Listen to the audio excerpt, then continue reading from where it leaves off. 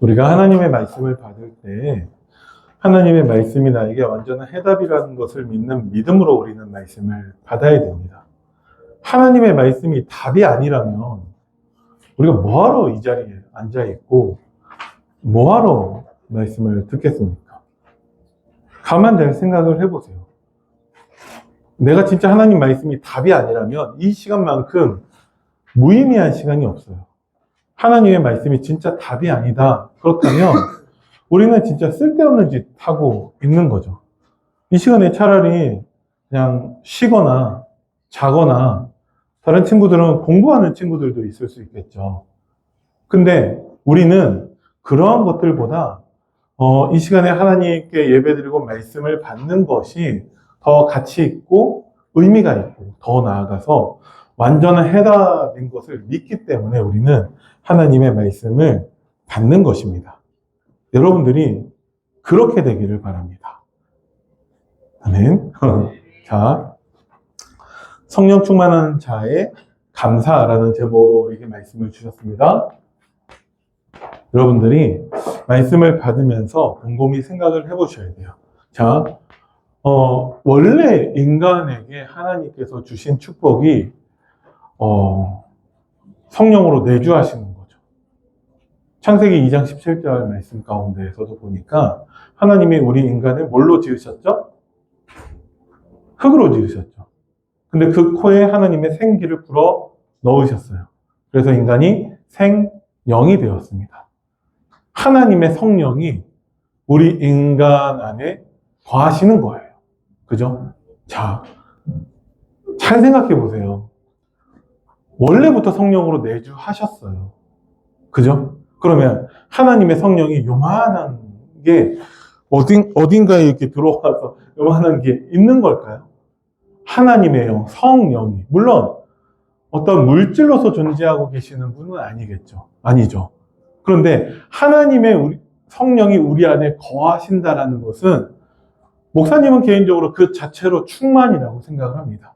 하나님의 영이 임한다라는 것이죠. 그게 인간에게 주신 최고 축복이에요. 다른 어떤 피조물에게도 그 축복을 주시질 않았어요. 인간에게만 하나님의 형상대로 창조하셨다니까요. 그 하나님의 형상이라는 것이 하나님의 성령으로 우리 안에 내주하시는 것입니다. 그죠? 그러면 성령 내주 그 자체가 우리에게서는 성령 충만인 거예요. 그죠? 근데 우리가 왜 성령의 충만함을 놓치게 되었냐? 죄 때문이라는 것이죠. 그런데 거의 대부분의 사람들이 죄의 심각성을 모르고 있다라고 말씀을 하셨습니다. 그래서 어떻게 되었냐? 지혜 없는 자가 되었어요. 모른다라는 것이죠. 뭘 모르냐? 내가 죄인이라는 것을 몰라요. 내가 뭐 얼마나 죄를 졌길래, 나 뭐 열심히 착하게 살았는데, 하나님을 떠난, 하나님께 말씀에 순종하지 않고 거역한 모든 것들에 대해서 하나님은 죄라고 말씀하고 계십니다. 자, 그래서요, 우리가 지혜 없는 자가 되어서 죄인인 것도 모르고 그 죄의 심각성도 모르게 되었고, 그죠? 그리고 그 죄의 결과 전적 타락했는데 그 결과도 모른다는 거예요. 전적 타락의 결과 우리는 죽게 되었죠. 그죠? 한번 죽는 것은 사람에게 정해진 거라니까요. 왜? 죄의 결과. 그죠? 그래서 하나님을 알지 못하고 하나님을 떠나서 영원한 저주와 재앙 가운데 살고 있다는 거예요. 그죠? 근데 이것을 모르죠. 그냥 열심히 공부하고 성공하고 부자 되고 하면 된다라고 하는 그 생각, 그 기준이 떠나지를 않아요. 내가 살면서. 내 삶의 이유와 목적과 동기를 바라봤을 때 그게 떠나지 않고, 왜? 죄의 결과 우리가 지혜 없는 자가 되었기 때문에 그렇습니다. 그래서요, 가장 심각한 문제는 이 죄라는 것이, 이것을 1번으로 본다면 2번. 뭐냐? 모든 관계의 전복이라고 말씀을 하셨습니다. 모든 관계가 깨어진 거예요. 모든 창조된 관계가 깨어졌습니다. 왜? 하나님과의 관계가 깨어짐으로 우리는 모든 창조된 관계가 다 깨어진 거예요. 그게 죄의 결과입니다. 그래서요, 아무리 열심히 노력하며 살아도 행복하지 않아요. 아무리 성공하고 부자가 되어도 행복하지 않아요. 그죠? 그런데 또 많은 사람들의 삶의 이유와 목적은 내가 또 성공하고 부자 되는 것에 맞춰져 있다는 거죠. 그렇게 되기도 힘들지만 만약에 돼서라도 행복하지 않아요. 그 무의미한 것을 계속할 수밖에 없다라는 것입니다. 그래서 하나님은요, 우리에게 무엇을 원하시냐? 하나님께로 돌아서는 회개의 은혜를 주셨다라고 말씀을 하셨습니다. 여러분들에게 이 회개의 은혜가 있고 누려지기를 바랍니다. 회개라는 것은 우리에게는 축복 중에 축복이에요. 왜 그러냐? 우리가 남아있는 죄성으로 인해서 계속해서 하나님과의 관계를 우리는 깨트리려고 하고 있다는 거죠. 그래서 하나님 앞에 다시 서고 하나님께 돌아서는 이 회개의 은혜가 우리에게 최고의 축복입니다. 자, 회개의 은혜는 무엇이냐라고 했을 때 회개의 은혜는요, 하나님의 말씀을 듣고 말씀을 믿어서 죄 용서함을 받는 은혜가 회개의 은혜입니다. 죄 용서. 그러면 회개의 은혜는 날마다 있어야겠죠. 회개의 은혜는 우리에게 매 순간마다 있어야겠죠. 매 순간마다 하나님 말씀을 통해서 하나님을 믿고 죄 용서함을 받는 은혜를 날마다 매 순간 누리시기를 바랍니다. 우리에게 회개하는 것은 우리에게는 우리에게 스스로에게 힘들고 어렵고 나쁜 게 아니에요. 날마다 여러분들은 이 회개의 은혜를 누리시길 바랍니다. 그러면 하나님의 인도하심과 하나님의 보호하심 속에 우리가 있을 수 있게 되는 거죠. 그런 사람들은 말씀으로 지시받고 인도받게 됩니다. 그래서 가장 중요한 것이 하나님의 말씀인 것이죠. 네. 어렵지 않죠? 자, 성령 충만함을 받고 우리는 태어나게 되었는데 죄로 인해서 그게 깨어졌어요. 모든 관계가, 하나님과의 관계가 깨어지니까 하나님의 성령이 우리에게 임한 것이 성령 충만인데 하나님의 영이 떠났으니까 당연히 모든 관계, 모든 게 다 실패할 수밖에 없고 깨어질 수밖에 없죠. 우리에게 주신 것은 말씀으로 하나님을 믿고 죄 용서함을 받는 회개의 은혜입니다. 여러분들이 이 축복을 날마다 누리시기를 바랍니다. 그래서 본론에서 보면은 하나님의 인도함을 받은 자는 감사하게 된대요. 하나님의 인도함. 자, 인도함을 받으려면 어떻게 해야 되죠? 우리의 죄에 대해서 우리가 죄를 깨닫고 우리가 회개의 은혜를 통해서 하나님께로 돌아가면 인도함을 받고 보함을 받게 됩니다. 그러면 당연히 감사할 수밖에 없는 것이죠. 그런데 자, 그러기 위해서 다시 한번 정리합니다. 말씀으로 하나님의 뜻을 분별하는 자가 되어야 돼요. 말씀으로 하나님의 뜻을 분별하는 자. 목사님은 이게 성령 충만이라고 생각을 합니다. 여러분들한테 질문을 해본다면 성령 충만이 무엇입니까? 라고 질문했을 때 돌아오는 대답이 별로 없어요.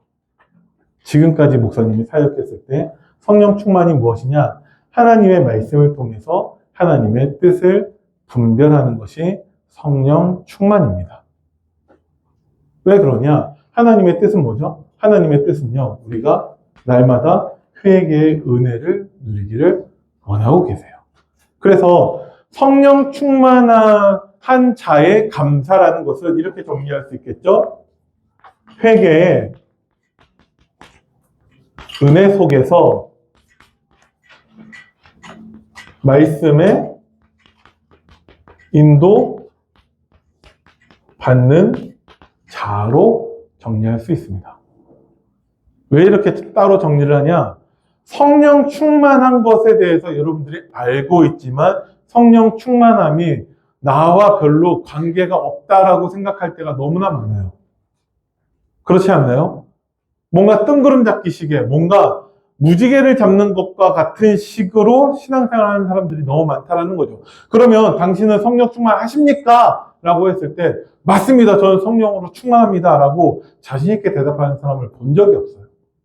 자, 하나님의 뜻을 분별하는 게 성령 충만입니다. 하나님의 뜻은 무엇이냐? 우리가 회개의 은혜 속에서 하나님의 말씀으로 인도받는 것이, 말씀 따라가는 것이 하나님의 뜻이에요.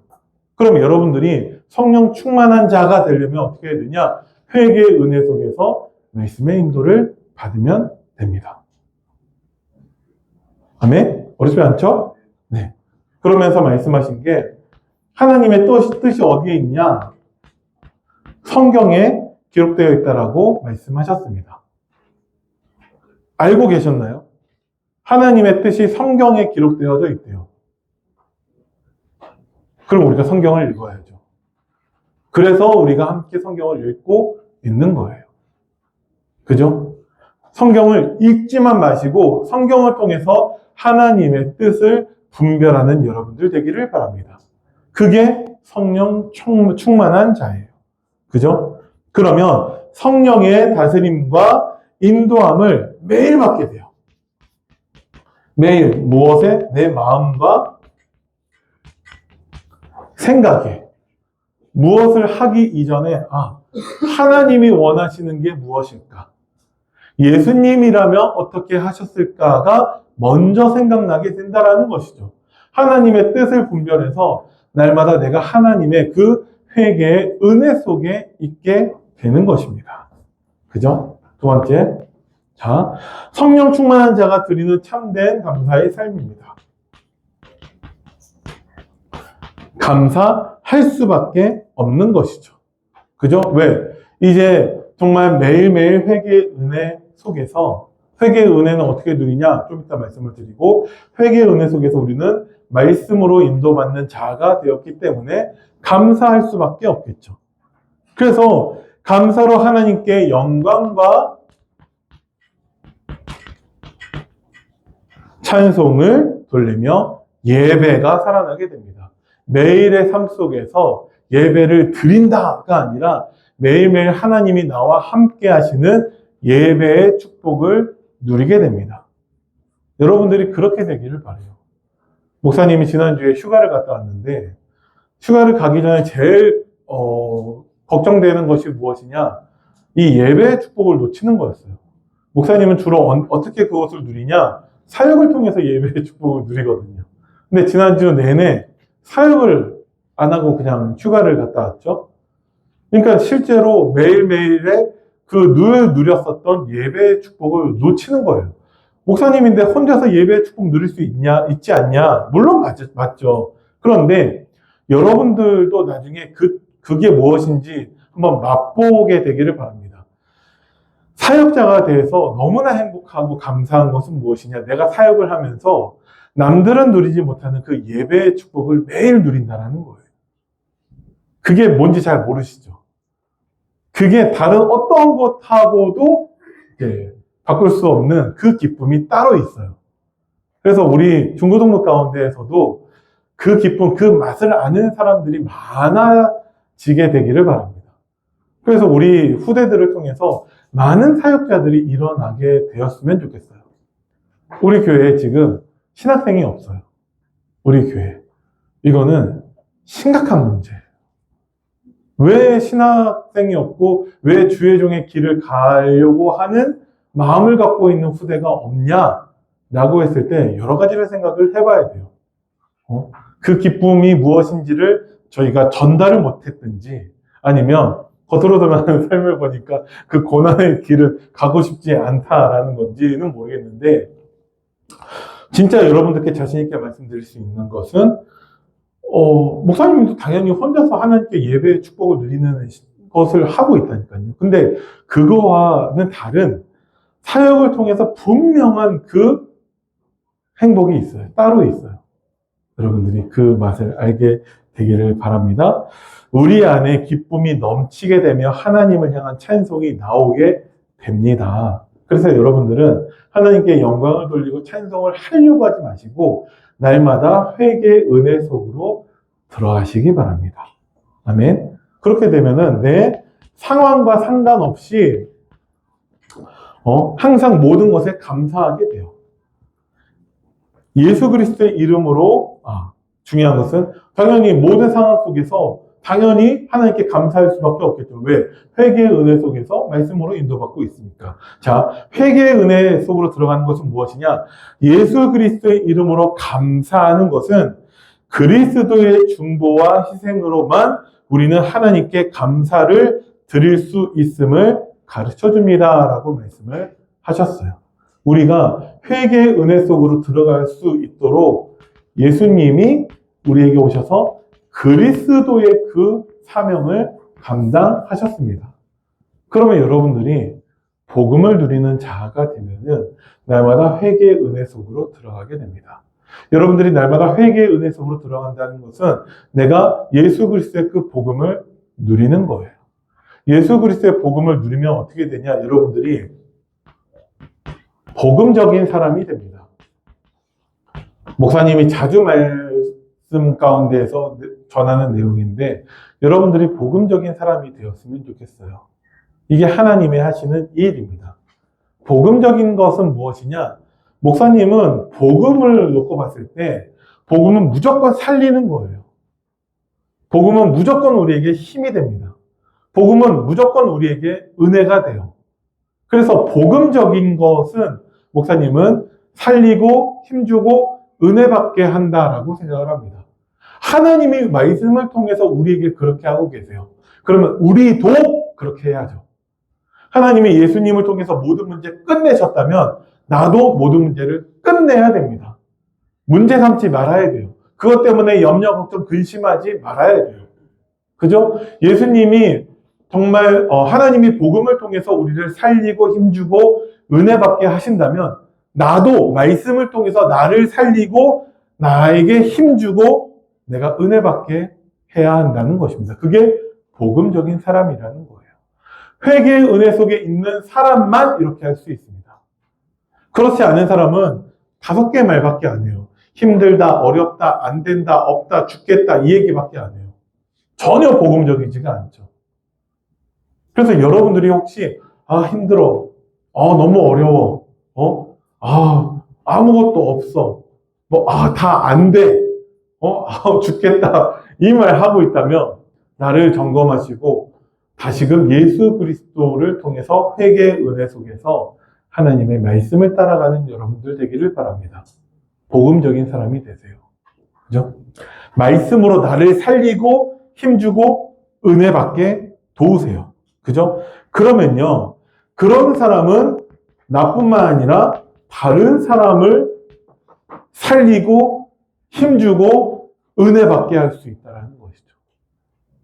이거는 당연한 거예요. 그래서 여러분들이 예수 그리스도를 통해서 날마다 회개의 은혜 속으로 들어가게 되기를 바랍니다.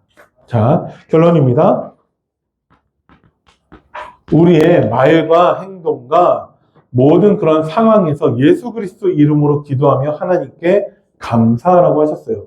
예수 그리스도의 이름으로 기도해야 되는 이유는 뭐죠? 요한복음 14장 14절로 대표되는 말씀 가운데 뭐라고 하셨냐? 내 이름으로 무엇이든지 내게 구하면 내가 행하겠다라고 말씀하셨어요. 우리는 이 말씀에 순종해서 예수 그리스도 이름으로 기도한다라는 것이죠. 예수 그리스도 이름으로 기도한다는 것이 우리에게 어떤 부적이나 그런 것이 아니고 우리는 하나님의 말씀에 순종을 하는 거예요. 그러면 하나님은 우리의 문제를 해결하시는 것이 아니라 하나님의 말씀을 성취하십니다. 무엇이든지 구하면 행하시겠다라고 약속을 하셨어요. 그래서 여러분들이 말씀 따라 인도받기를 바랍니다. 두 번째, 그리스도와 함께하는 새로운 시작이 되는 여름 훈련이 되도록 기도하시기 바랍니다. 여름 훈련을 통해서 여러분들이 무엇을 누려야 되냐? 여러분들이 하나님의 말씀 따라가는 그 새로운 시작이 되도록 기도하셔야 됩니다. 그죠? 그래서 성령 충만한 자가 누구라고요? 하나님의 말씀을 통해 하나님의 뜻을 분별하는 자죠. 그래서 하나님의 회개의 은혜 속에서 말씀 따라가는 자가 성령 충만한 자라는 거예요. 그래서 여러분들이 진짜 성령 충만함의 그 축복을 누리게 되기를 바랍니다. 오늘 여러분들이 고민해 보실 것이 무엇이냐? 첫 번째, 과연 성령 충만이 무엇인지 여러분들이 한번 포럼해 보시기 바랍니다. 그리고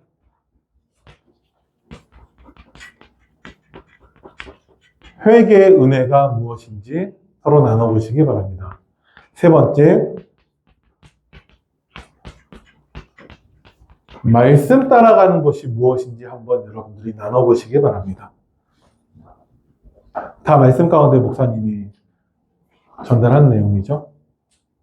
말씀을 정리하면서 선생님들과 함께 이 부분을 한번 나눠보시기 바랍니다. 그래서 성령 충만한 그 축복을 막연하게 성령으로 충만하게 하시겠지가 아니라 진짜 회개의 은혜 속에서 말씀으로 인도받는 여러분들 되기를 예수님의 이름으로 축원드립니다. 기도하겠습니다. 살아계신 하나님 은혜를 감사드립니다. 우리 모든 중고등부 학생들과 우리 선생님들이 하나님의 말씀을 통해서 날마다 회개의 은혜를 누리게 하시고 말씀에 인도받는 삶을 누릴 수 있도록 성령으로 역사하여 주옵소서. 감사를 드립니다. 우리 주 예수 그리스도 이름으로 기도드립니다. 아멘.